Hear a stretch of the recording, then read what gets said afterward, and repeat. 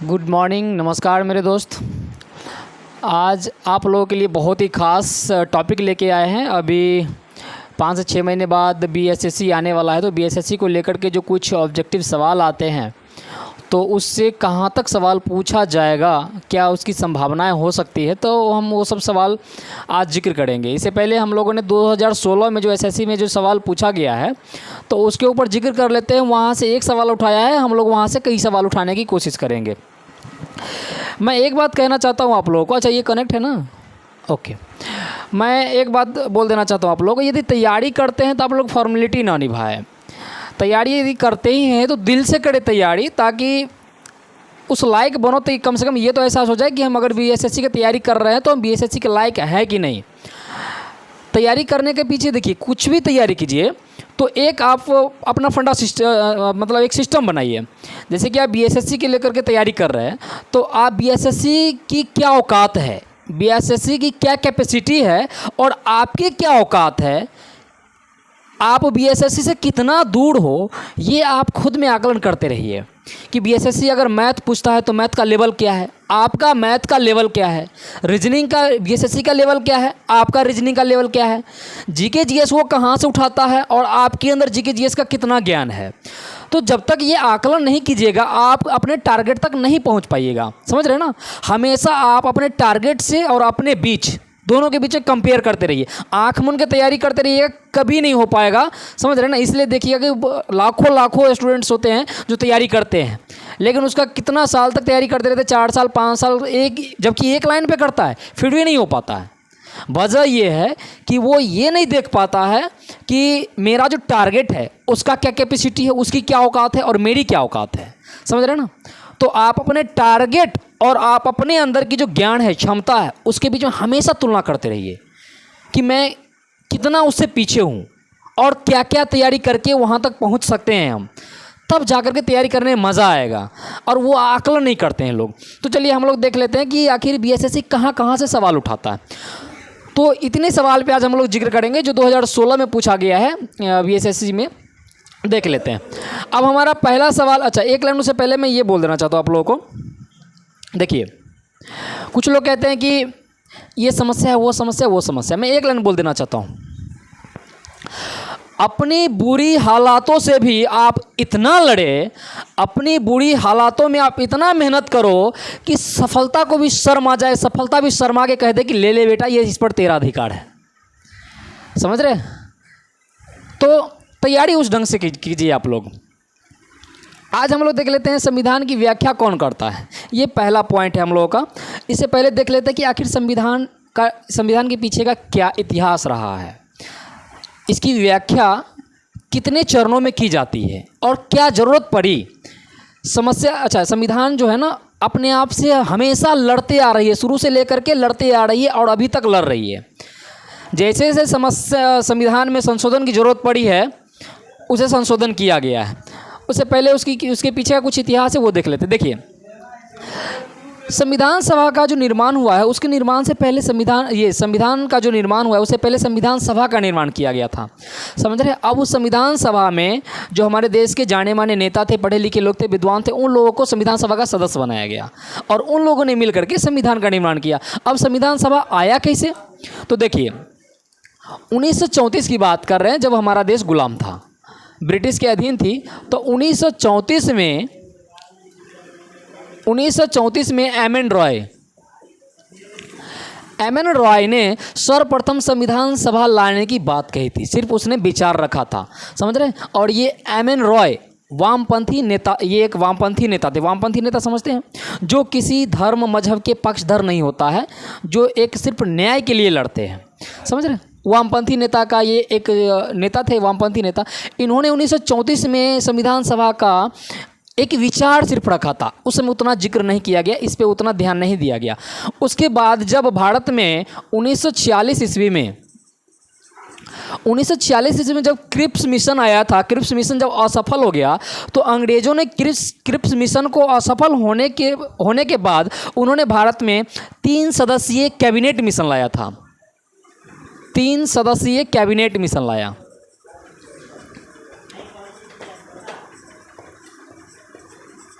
Cabinet mission आया।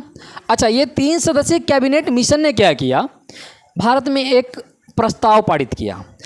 उस प्रस्ताव में क्या था, उस प्रस्ताव में भारतीय संविधान सभा का जो बुनियादी ढांचा था उन सभी चीज़ों को लिखा गया था, और ये प्रस्ताव कैबिनेट मिशन ने पारित कर दिया।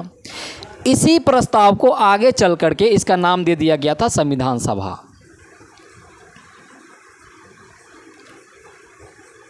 संविधान सभा। अब ये संविधान सभा कब इसका नाम दिया गया मालूम चल गया, 1946 में। समझ रहे ना। इसका पहली बार जिक्र कौन किया था, एम.एन. रॉय ने किया था। अब देख लेते हैं कि संविधान सभा की जो व्याख्या है, तो आखिर ये इससे क्या समझते हो आप लोग संविधान सभा की व्याख्या से। तो चलिए इसको मिटा दें। फोटो है, फोटो, ये फ़ोन क्लिक कर लीजिए।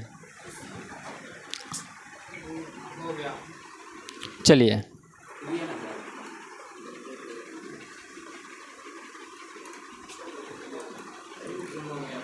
हो गया।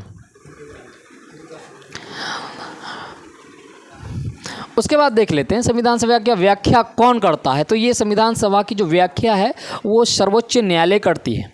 समझ रहे हैं ना, सर्वोच्च न्यायालय करती है, सुप्रीम कोर्ट करती है। लेकिन अब कैसे करती है, देखिए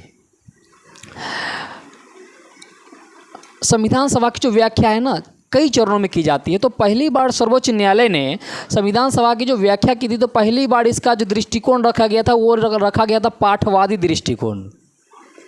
पाठवादी दृष्टिकोण, इसके आधार पे जो सुप्रीम कोर्ट है वो संविधान की व्याख्या करती थी कि संविधान क्या है, संविधान किस तरह से खुद से लड़ रही है। तो ये पाठवादी दृष्टिकोण है क्या, तो ये देखिए संविधान सभा में जितने चीज़ लिखे गए हैं उन लिखित तौर पर हर एक शब्दों का क्या अर्थ निकलता है, तो उस अर्थ पर पहली बार उस अर्थ को देखते हुए संविधान जो है अपनी संविधान का व्याख्या करते थे, किसी फैसला पे वो पहुंचते थे। समझ रहे ना। तो ये पाठवादी दृष्टिकोण पर किस पे आधारित थी, तो ये शब्दों के शाब्दिक अर्थ पर आधारित था।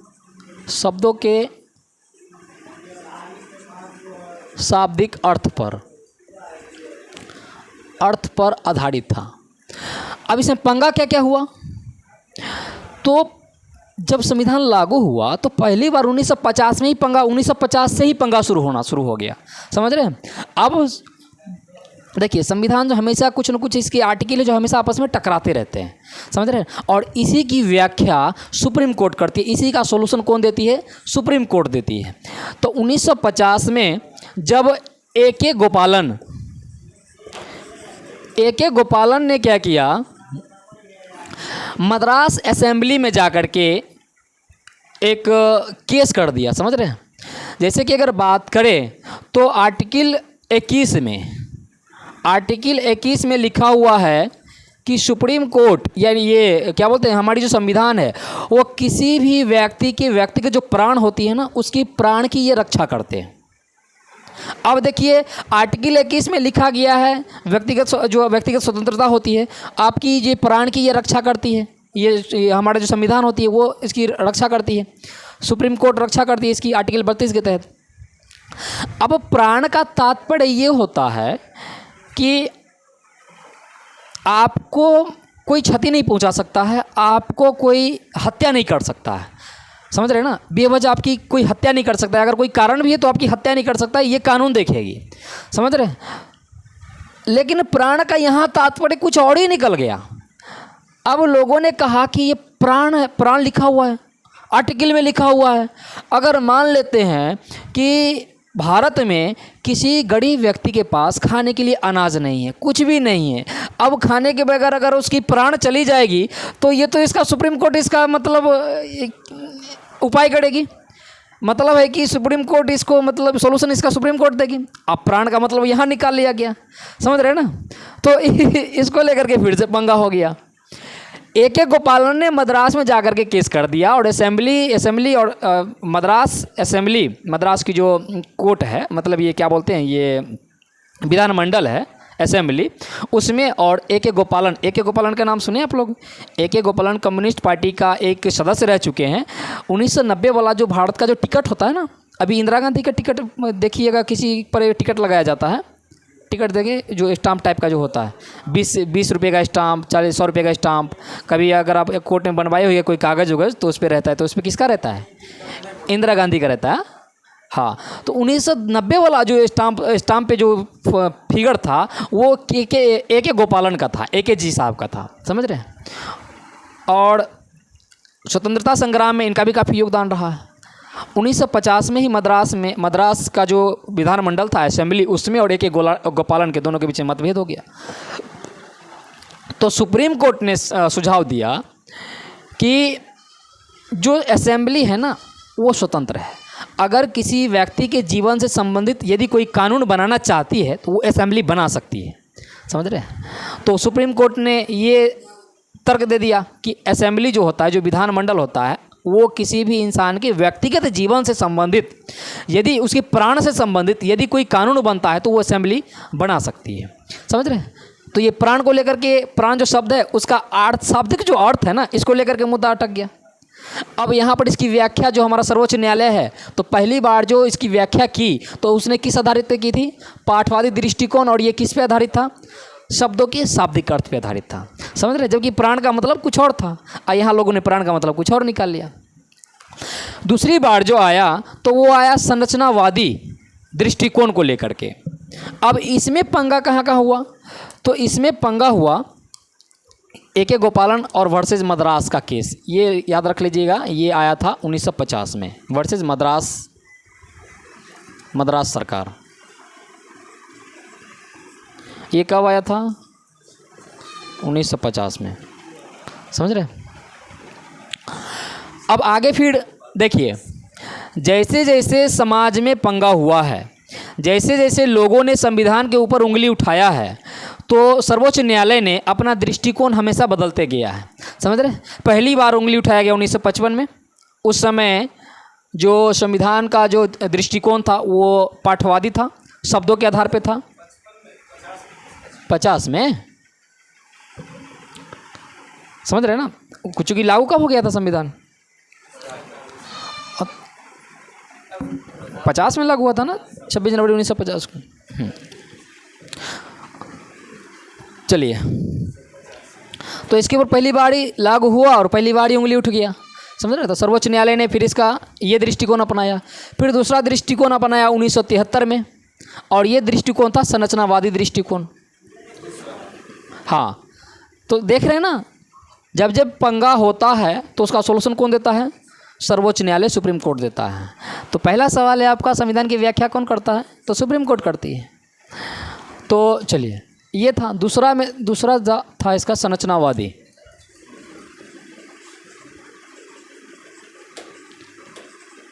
संरचनावादी दृष्टिकोण।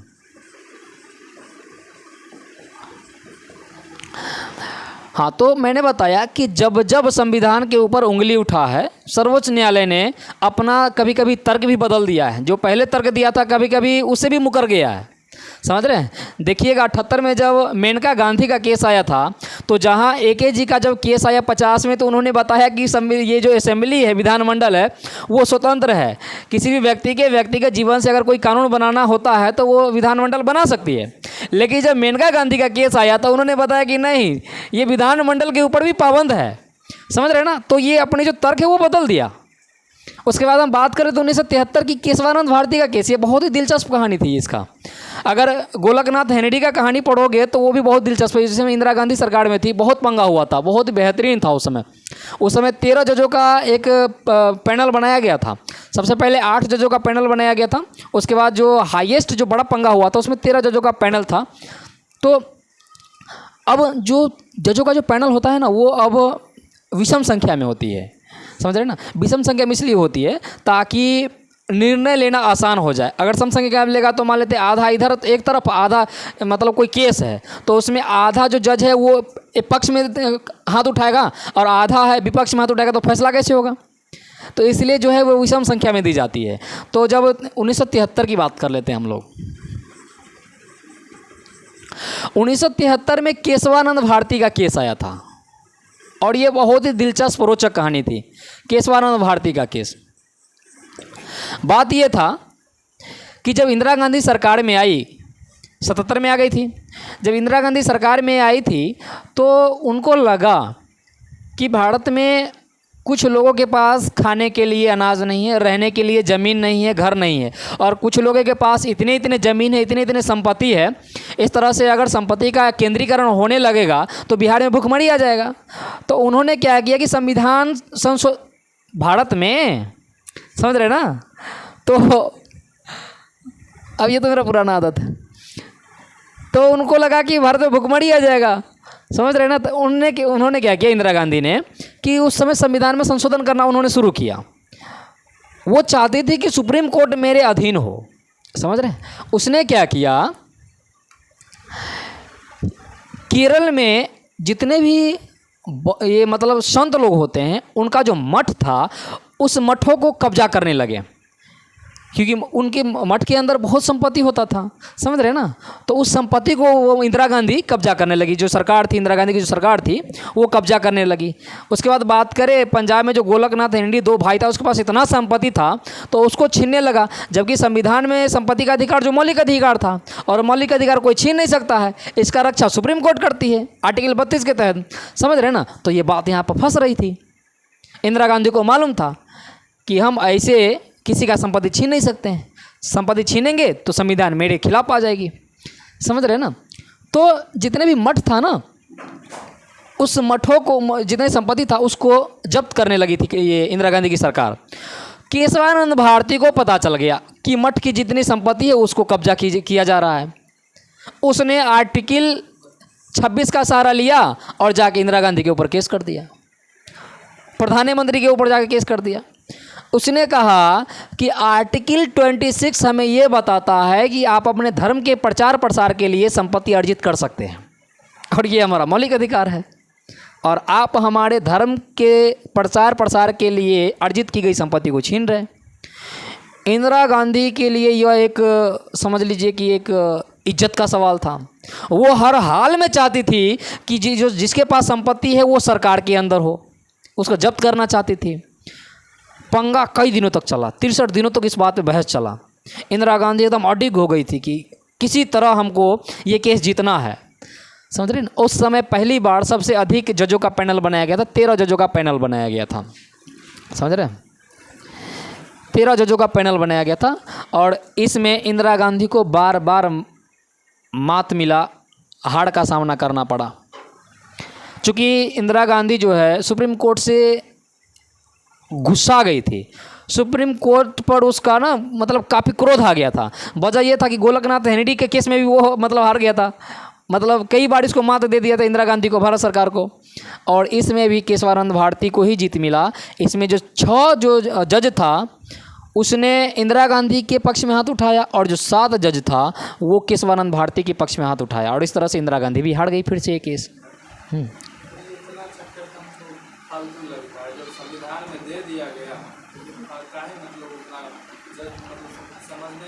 किसको?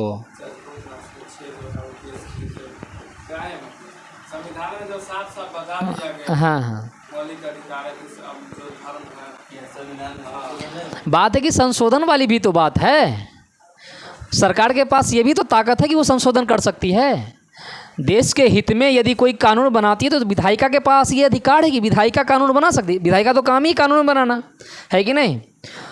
तो अब इसको किस आधार पे छीने, इसको लेकर के बहुत बड़ा ये मतलब ये फैल गया था, समझ रहे ना। लेकिन आखिर में इंदिरा गांधी भी बहुत पढ़ी लिखी, सब उसको गूंगी गुड़िया कहता था, लेकिन इंदिरा गांधी हिला के रख दी। पूरे पहली बार भारत के इतिहास में इंदिरा गांधी के जैसा लड़ाई मुझे लगता है किसी ने नहीं लड़ा होगा संविधान के साथ। मतलब जब से सत्ता में आई पूरे भारत में हरहोर मचा के रख दी थी, और लोग कहता था कि गूंगी गुड़िया है। मुरारी जी देसाई कहते थे कि हमको सत्ता में लाया जाए, इंदिरा गांधी तो गूंगी गुड़िया है। और वो आते ही अपना रंग दिखाना जब शुरू की तो पूरा देश हिल गया था, समझ रहे हैं। बात करें गोलकनाथ हेनरी की, बात करें केशवानंद भारती की, बात करें संपत्ति के अधिकार को लेकर के, पूरा एकदम हिला के रख दी थी है। उसके बाद बात करें आपातकाल को लेकर के, समझ रहे ना। तो ये बात था। फिर इसने इस समय सुप्रीम कोर्ट ने वो संविधान का व्याख्या करते हुए बताया कि एक्चुअली जो संपत्ति है अगर अपने धर्म के लिए प्रचार प्रसार के लिए रखती है तो ये हमारा मौलिक अधिकार है, उसको अधिकार दे रही है और इसमें आप हस्तक्षेप नहीं कर सकते हैं। व्याख्या करते हुए ये डिसीजन निकाला। 13 जजों का पैनल था जिसमें 7 लोगों ने केशवानंद भारती का सपोर्ट किया और ये केस केशवानंद भारती जीत गया। कब का है ये? 73 का। ठीक है, चलिए। उसके बाद 78 में फिर मेनका गांधी फिर भारत सरकार पे केस कर दी। समझ रहे ना? तो वही बात है, जिस समय सुप्रीम कोर्ट ने ए के गोपालन जो कि कम्युनिस्ट पार्टी का एक सदस्य भी रह चुके हैं, और समझ रहे ना, और जब 16 सदस्य का जब सिलेक्शन किया गया था तो उसमें से एक ए के नंद भी थे। भारत में जब पहली बार संविधान सभा में जब 16 सदस्य का जब चुनाव हुआ था तो उसमें से एक ए के नंद भी थे। समझ रहे? ए के गोपालन। तो उनके समय में कहा कि जो असेंबली है उसके पास अधिकार है।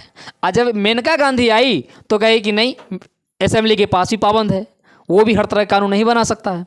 समझ रहे? बात को पलट दिया यहाँ पे। तो जब जब संविधान पे सवाल उठा है तो अपनी दृष्टिकोण को जो सर्वोच्च न्यायालय है वो बदलते गया है, कभी शब्दों के आधार पे, कभी संरचनावादी के आधार पे। समझ रहे? इस तरह से बदलते गया है। तो इतना बात समझ गए? चलिए, इतना बात जुड़ा हुआ था हमारा संविधान की व्याख्या से। किस तरह से संविधान की व्याख्या करता है समझ में आ गया आप लोग? समझे? समझ रहे ना? तो पहला है जो कि एसएससी बिहार एसएससी 2016 में पूछा गया था सवाल कि संविधान की व्याख्या कौन करता है? Supreme court. अब आप कभी नहीं भूलेंगे। समझ गए? चलिए, मिटाते चलते हैं, चाहे छोड़ देते हैं। अब है आरबीआई का राष्ट्रीयकरण कब की गई? ये सवाल 2016 में पूछा गया था। देख लेते हैं आखिर आरबीआई क्यों आया।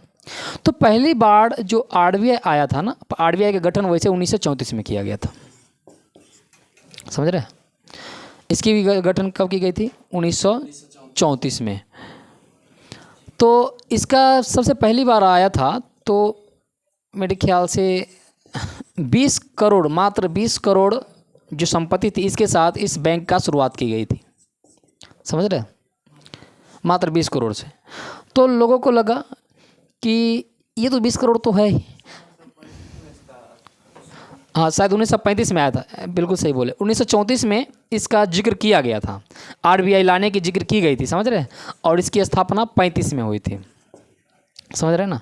इसकी आरबीआई की स्थापना 35 में हुई थी। 34 में हालांकि इसका जिक्र किया गया था, आरबीआई की स्थापना। विचाराधीन था ये, और स्थापना कब की गई?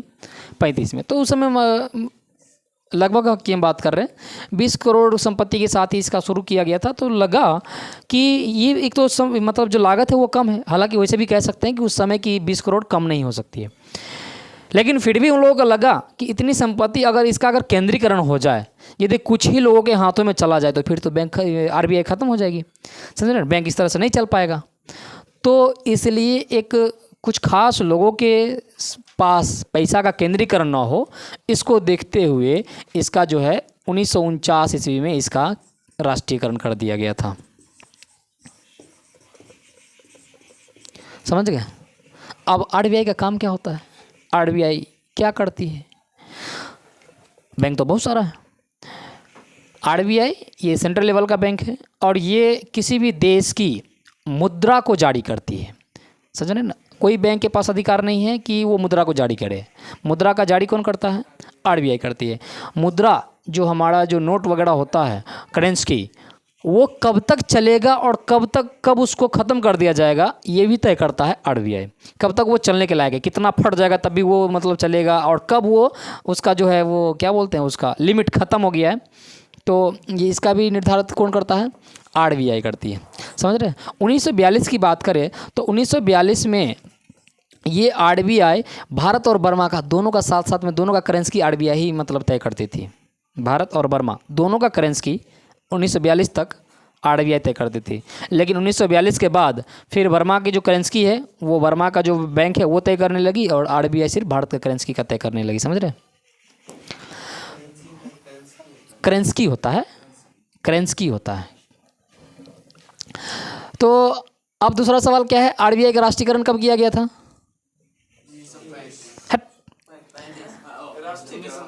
आरबीआई का राष्ट्रीयकरण कब किया गया था? 1949 में। हाँ, 35 में। क्या हुआ? राष्ट्रीयकरण का मतलब होता है कि इस बैंक को अब संपूर्ण देश के लिए लाया जाए, समझ रहे हैं ना। अब इसका जो बैंक की जो संपत्ति है वो देश के हित में लगाया जाए, समझ रहे। आप जैसे कि हम बैंक ला दिए, अब इसमें आप कह रहे हैं कि इस बैंक में आपने इस बैंक से आधा से अधिक पैसा आपने ही ले लिया, थोड़ा सा लागत ही है और आधा से अधिक लोन आपने ही ले लिया, उसका पूरा कारोबार आप ही कर रहे हो, तो फिर बैंक को हम और किसको देंगे हम? तो इस तरह से देश में भुखमरी आ जाएगी, है कि नहीं।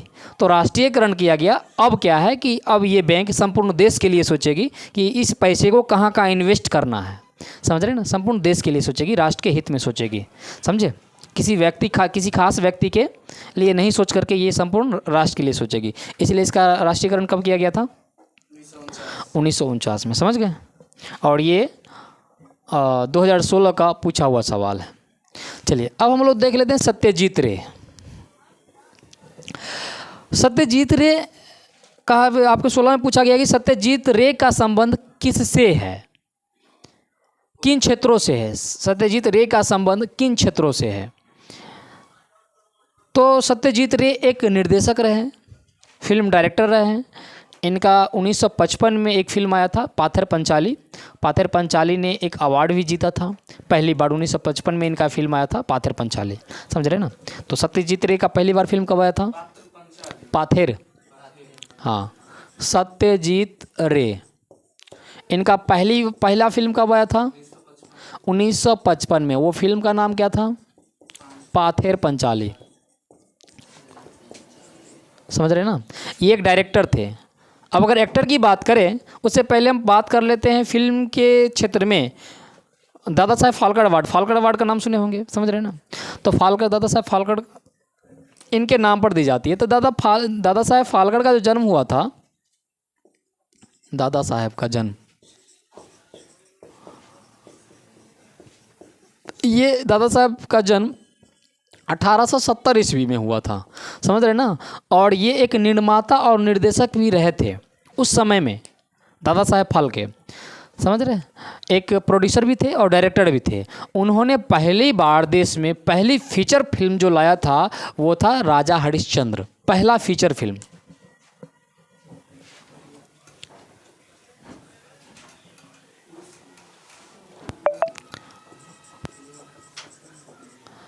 पहला फीचर फिल्म कौन था? राजा हरिश्चंद्र।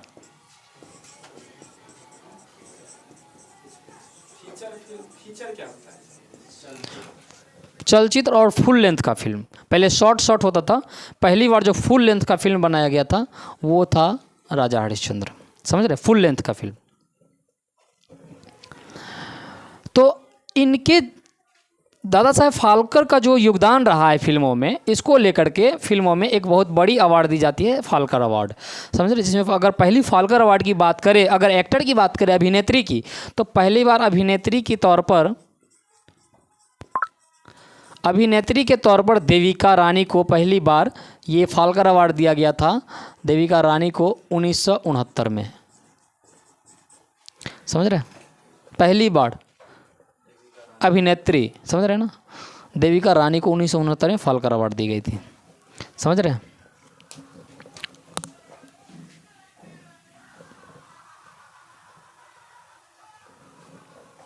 मिटा दें।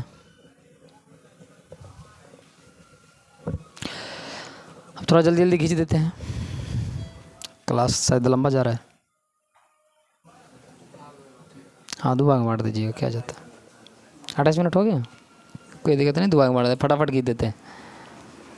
अब चूंकि बात यह है कि सिर्फ एक एक सवाल अगर एक एक सवाल बताना शुरू करेंगे तो ये तो 5 मिनट का खेल है कि नहीं। एक एक बताएंगे तो 5 मिनट भी नहीं लगेगा। 10 सवाल पढ़ेंगे, 10 को आंसर बताएंगे। लेकिन ज़रूरी तो नहीं कि जो सवाल अभी हमने बताया वही आएगा। हम ये देखना चाह रहे हैं कि जो एसएससी है वो आपको क्या चेक करती है, किन किन क्षेत्रों में आपको ज्ञान है, समझ रहे हैं ना। तो ये चेक करती है, ये नहीं चेक करती है कि बस ये 10 सवाल है, ये 10 सवाल आप याद रख लेते यहीं से आएगा। अब देख, इसका लेवल देखो ना कहाँ कहाँ से उठाया है। एक तो ये भी देख रहा है कि आपके पास संविधान का ज्ञान है कि नहीं, वो भी चेक कर रहा है। दूसरी बात ये भी देख रहा है कि आपके पास देश के बारे में जो बैंक है, देश किस तरह से चलती है, देश के बारे में ज्ञान है कि नहीं, फिल्मों का ज्ञान है कि नहीं, कहाँ कहाँ से सवाल उठा रही है, देख रहे हो ना। मालूम नहीं क्या चेक करना चाहती है एसएससी। चलिए मिटा दें। सत्यजीत रे समझ में आ गया आप लोगों को। तो सत्यजीत रे का संबंध कहाँ से था? देविका रानी। क्या बात है। हाँ फिल्म से, देवी सत्यजीत रे का संबंध फिल्म से था। ठीक है, ये सवाल आपको पूछा गया है। बात करें प्रारंभिक बौद्ध धर्म की रचना किस भाषा में थी? तो पाली भाषा में, बिल्कुल सही बात। अब पाली भाषा में लाने के पीछे क्या वजह थी अंशु? वजह ये था कि जब गौतम बुद्ध थे उस समय उनके आसपास की जो समाज थी उनका भाषा पाली था, और इसलिए उनके ग्रंथ को पाली में लिखा गया ताकि वो समाज के लोग उस ग्रंथ को आसानी से समझ सके। समझे? तो सिंपल सी बात है, आपका जैसा भाषा है हम तो वैसा ही भाषा में लिखेंगे ना। ठीक है, तो प्रारंभिक बौद्ध धर्म का ग्रंथ पाली भाषा में की गई थी। समझ गए? आंसर क्या हो जाएगा? पाली भाषा। और पाली भाषा में लाने के पीछे का क्या वजह है समझ में आ गया, क्योंकि उस समय का जो वर्तमान उसकी समाज की भाषा थी वो पाली भाषा थी। मोहनजोदड़ो में सबसे बड़ा भवन कौन सा था? ये भी आपको सवाल पूछा गया है। मोहनजोदड़ो में सबसे बड़ा भवन अन्नागाड़, बिल्कुल सही बात। इसको धन्यगाड़ भी कहा गया है, समझ रहे हैं ना? धन्नागाड़ भी कहा गया है। अन्नागाड़, धन्नागाड़ का मतलब धन की जो घर है, धन को रखने की जो जगह है, धन्नागाड़। तो मोहनजोदड़ो के बारे में आप लोगों ने सबने पढ़ा है, सब कुछ पढ़ा है। कुछ कुछ जो शब्द है वो सिर्फ यहाँ से उठाया गया है, समझ रहे ना? इसके बाद बात करें सबसे बड़ा भवन तो अन्नागाड़ था। अगर सबसे बड़ा जगह की बात करें तो राखी गढ़ी। मोहनजोदड़ो हड़प्पा का सबसे बड़ा स्थल, हड़प्पाई स्थल वो कौन था? राखी गढ़ी। समझ गए? चलिए, अब ये है हमारा सिंधु नदी का उद्गम स्रोत। हमने एक दिन मुझे नदी तंत्र हम बता देंगे, और कहीं से भी नदी का कोई सवाल आ जाएगा वो नहीं छूटेगा। फिलहाल सिंधु नदी का उद्गम स्रोत कहाँ है? सिंधु नदी कहाँ से निकलती है? मानसरोवर, वहाँ से तिब्बत के पठार कैलाश पर्वत से निकलती है। समझ रहे हैं ना? मानसरोवर झील कैलाश पर्वत से निकलती है। तो सवाल में यही पूछा गया है कि सिंधु नदी कहाँ से निकलती है, तो उसमें कैलाश पर्वत दिया गया है। समझ रहे हैं? कैलाश पर्वत से निकलता है। उसके बाद बात करें तो हमने बताया था आपको, गंगा के मालूम है, गंगोत्री से, यमुनोत्री से निकलती है। ब्रह्मपुत्र कहाँ से निकलती है?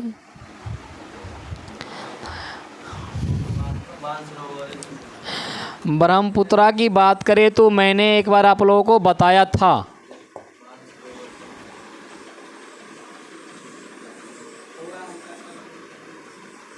मैंने बताया था कि ये तिब्बत के पठार में एक ग्लेशियर है, चीमा युंगदुंग ग्लेशियर। समझ रहे हैं ना? उसका नाम है चीमा युंगदुंग ग्लेशियर। युंगदुंग ग्लेशियर, और यहाँ से ये निकलती है। और अगर बात करें ब्रह्मपुत्रा को, तो ब्रह्मपुत्रा में तिब्बत में ब्रह्मपुत्रा को किस नाम से जाना जाता है? वेरी गुड, इसको सांगपो के नाम से जाना जाता है। समझ रहे हैं ना? ये ब्रह्मपुत्रा है, तो तिब्बत में ब्रह्मपुत्रा नदी को सांगपो नदी के नाम से जाना जाता है। यही नदी जब आगे बढ़ती है अरुणाचल प्रदेश में प्रवेश करती है, तो अरुणाचल प्रदेश में इसी को तिहंगा के नाम से जाना जाता है। समझ गए? यही नदी जब आगे बढ़ती है तो आखिर इसका असली नाम ब्रह्मपुत्रा कहाँ कहा जाता है? असम में। वेरी गुड, इसी को ब्रह्मपुत्रा नाम, इसको असम में इसको ब्रह्मपुत्रा कहा जाता है। समझ रहे हैं ना? असम में। समझ गए? और बांग्लादेश में जाता है तो बांग्लादेश में इसको पद्मा के नाम से जाना जाता है। समझ रहे ना? और जब गंगा और पद्मा दोनों में, ये गंगा और ब्रह्मपुत्रा दोनों मिलती है, तो दोनों के जो सम्मिलित नदी होते हैं उसको क्या कहा जाता है? उसको मेघना के नाम से जाना जाता है। इधर से गंगा आएगी, ये बिहार कटिहार होते हुए बंगाल होते हुए गिरेगी, और दोनों जब मिलके साथ में बहती है तो अब इसको मेघना के नाम से जाना जाता है। समझ गए? तो एक दिन लगेगा मुझे नदी तंत्र पढ़ाने में, एक दिन का स्पेशल नदी तंत्र का क्लास रखेंगे। समझे? चलिए ये मिटा देते हैं। तो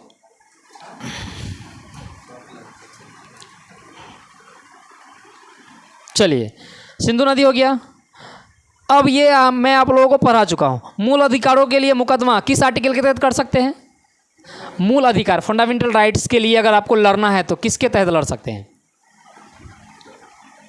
अगर कोई हमारे मूल अधिकार का हनन करता है तो आप किस आर्टिकल के तहत उस पर केस करेंगे? हाँ, भूल गए? 32 के तहत। अरे यार, आप लोग इतना जल्दी भूल जाते हो। आर्टिकल 32 ही तो हमारी मूल अधिकार का रक्षा करता है, और आर्टिकल 32 ही तो कहता है कि यदि आपके मूल अधिकारों में कोई भी अधिकार यदि कोई छीनता है आपसे तो आप सीधा आ जाओ हमारे पास। समझ रहे हैं? अच्छा, आर्टिकल 32 के तहत आप जाओगे सुप्रीम कोर्ट।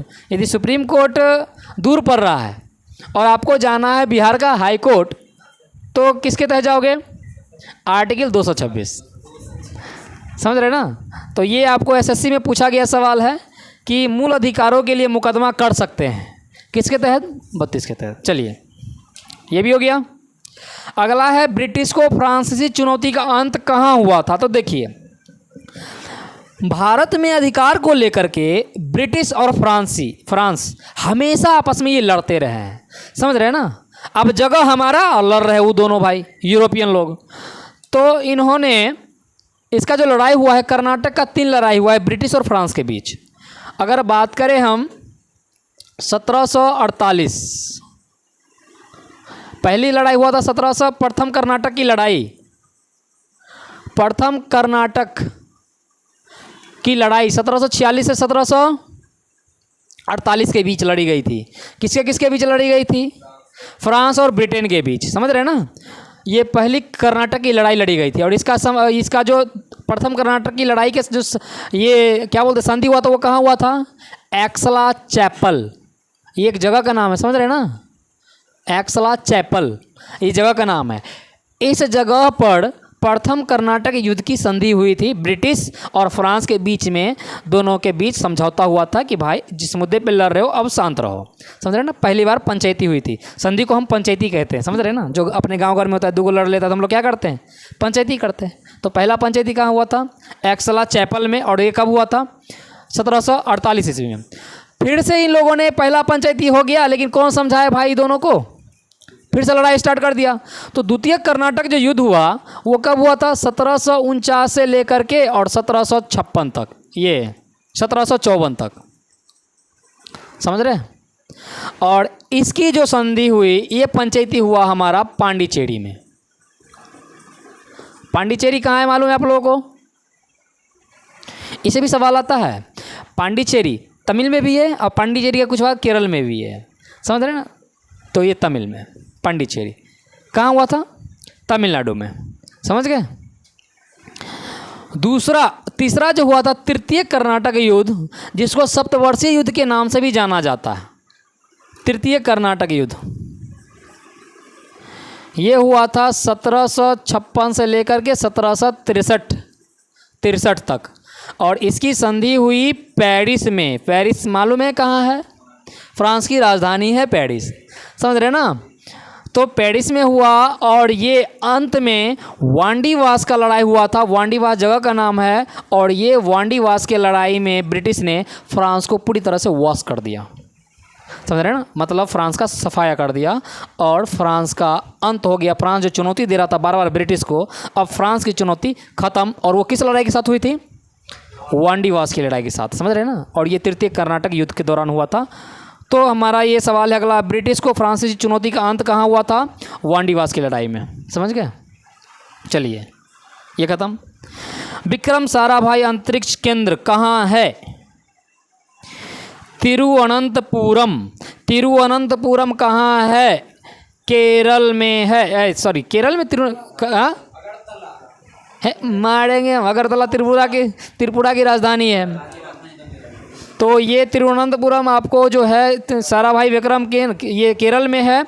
और जो हमारा श्री हरिकोटा जो है, सतीश धवन हरिकोटा, वो कहाँ है? आंध्र प्रदेश में है हमारा, जिसको क्या बोलते हैं आंध्र प्रदेश में? सतीश धवन हरिकोटा में। सतीश धवन स्पेस अंतरिक्ष जो एजेंसी है वो कहाँ है? हरिकोटा में। हरिकोटा कहाँ है? आंध्र प्रदेश में। हरिकोटा, श्री हरिकोटा जगह का नाम है। जो वहाँ अंतरिक्ष एजेंसी है उसका नाम है सतीश धवन अंतरिक्ष। समझ रहे हैं ना? अंतरिक्ष केंद्र। तो ये यहाँ पे है। एक है हमारा LPSC, ये कहाँ है? ये भी अंतरिक्ष एजेंसी, अंतरिक्ष केंद्र ही है, भारत का ही है।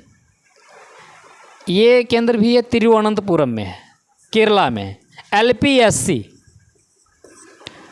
इसको द्रव नोदन कहा जाता है, द्रव नोदन इसका है, liquid propulsion system centre, liquid propulsion system centre, समझ रहे हैं? इसका एक केंद्र है ये सब, समझ रहे हैं ना, एक भाग बांटा गया, ब्रांच है ये सब, समझ गए ना। तो ये कहाँ है? ये भी है तिरुवनंतपुरम में, तिरुवनंतपुरम, समझ गए ना। अब एक बात बताइए, जितने भी अंतरिक्ष एजेंसियां हैं आखिर वो दक्षिण भारत में ही क्यों है? समुद्र होता है, रॉकेट को उड़ान भरना आसान होता है, समझ रहे हैं ना, इसलिए। चलिए समझ गए। साराभाई कहाँ है? विक्रम साराभाई केंद्र तिरुवनंतपुरम में। LPSC कहाँ है? वो भी तिरुवनंतपुरम में। और सतीश धवन SP कहाँ है? श्रीहरिकोटा में, आंध्र प्रदेश में। वो आप जाइएगा तो तमिलनाडु और आंध्रा के बीच का जो बॉर्डर है उसके सटा हुआ भाग है, एक आंध्र प्रदेश का एक जगह है हरिकोटा, श्रीहरिकोटा, वहीं पे हमारा सतीश धवन केंद्र। और अभी का जो रॉकेट लॉन्च हुआ है वो कहाँ से हुआ है? वहीं श्रीहरिकोटा से ही हुआ है, चंद्रयान 3, समझ गए ना। चलिए अगला है हमारा, संविधान सभा का कौन सा भाग DPSP से जुड़ा है? ये हमने पढ़ा दिया है आप लोगों को। DPSP संविधान सभा के किस भाग से जुड़ा हुआ है? पढ़ेंगे कि हम, हाँ तो कभी पूछ रहे हैं, हाँ वाह, हो गया तैयारी? ये लीजिए हो गई तैयारी, SSC की तैयारी कर लिया आप लोग।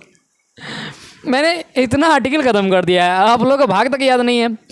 मैंने बताया था कि भाग 1 में 1 से लेकर 4 तक, भाग 2 में 5 से लेकर 11 तक, भाग 3 में 12 से लेकर आपका 36 तक है जो फंडामेंटल राइट्स है, भाग 4 DPSP आ जाता है, नीति निर्देशक तत्व।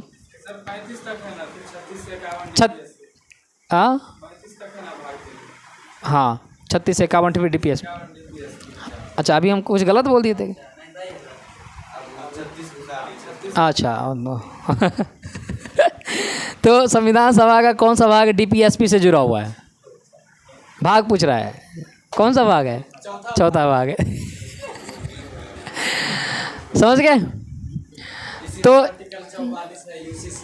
अच्छा इसी में आर्टिकल 44 है जो UCC की बात कर रहा है अभी। कुछ आर्टिकल है जो आपस में जो टकराव हो रहा है, अगर बात करें 14, 15, फिर उधर आर्टिकल आ जाता है 46 जो SC ST को लेकर के विशेष प्रावधान दे रही है, तो ये दोनों के बीच में भी टकराव है। आर्टिकल 14 और ये सब कहती है कि भारत के सभी नागरिक को समान अधिकार है, और जबकि 46 में विशेष अधिकार दे रही है, तो कहीं ना कहीं टकराती है, संविधान आपस में ही टकरा रही है, समझ रहे हैं ना। हाँ तो शब्दों को देखा जाए तो उन्होंने एक किसी खास चीज़ को रखते हुए संविधान को लिखा गया है, लेकिन लोग जो है ना शब्दों का अर्थ निकालते हैं, जो कि मैंने पहली बार बताया कि पाठवादी दृष्टिकोण जिन्होंने अपनाया था सुप्रीम कोर्ट ने, तो जो लोग थे वो शब्दों के अर्थ के ऊपर ना संविधान के ऊपर उंगली उठाते थे, समझ रहे हैं ना। तो उसका व्याख्या करते हुए संविधान ने उसका सोल्यूशन देता है, समझ रहे हैं। चलिए ये सवाल है, और इससे कहाँ कहाँ सवाल जुड़ा होता है, ये मात्र 10 सवाल है, लेकिन इसमें बहुत सारे सवाल हैं जो अब अगले सवाल अगला क्लास जब आएगा तो ये 10 पढ़ाया है ना, तो 10 से संबंधित जितने भी मैंने अभी बताया है मैंने सुनना है, अब सब सुनेंगे सवाल, समझ रहे हैं ना, सब पूछेंगे आप लोगों से। तो आप लोग अभी जो सिर्फ माइंड को लेकर आए ना, ब्रह्मांड को लेकर के, तो देखते हैं आपके ब्रह्मांड में ये सारी बातें टिकती है कि नहीं टिकती है। नहीं तो अगले क्लास से फिर से आप नोटबुक लेके आइएगा, समझे। चलिए क्लास ख़त्म करते हैं। हाँ ओवर कीजिए, ख़त्म कीजिए।